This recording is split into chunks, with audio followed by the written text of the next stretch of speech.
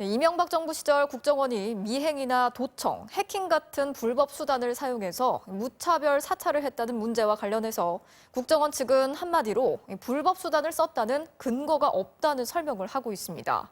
하지만 저희 취재 결과 명백한 불법 행위들이 이 법원 판결문 등을 통해서 확인되고 있습니다.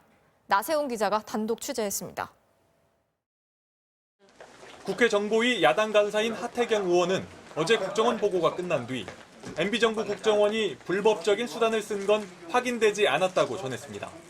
미행이나 도청이라는 방법을 사용했느냐, 미행과 도청 방법을 사용했다는 근거는 없다. 불법이 있었다 없었다로 똑부러지게 말하진 않고 근거가 없다고 표현하는 묘한 입장인 겁니다.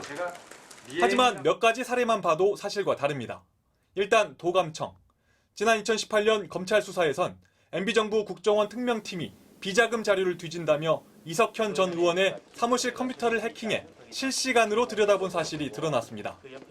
당시 특명팀은 이메일 가운데 노건호라는 사람이 보낸 걸 발견해 내용을 보고했는데 고 노무현 전 대통령의 아들과는 아무 관련도 없는 동명이인의 메일이었습니다. 명백한 불법인 도감청을 버젓이 저지른 겁니다. 원세훈 국정원장이 그때 저를 2번이나 중앙지검에 고소를 했었거든요.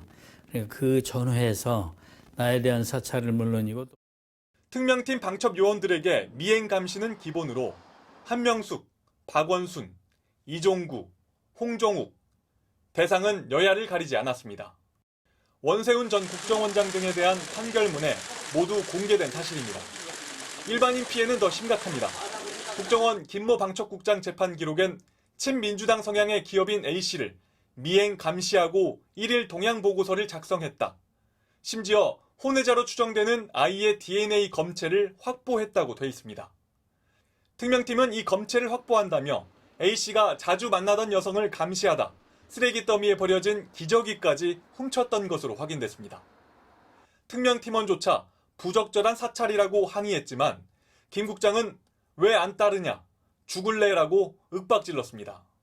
이렇게 특명팀과 정보위원들이 작성한 문건들은 청와대에 보고됐습니다.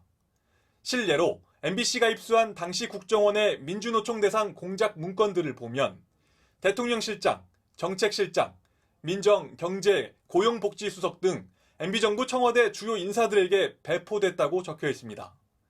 MBC 뉴스 나세웅입니다.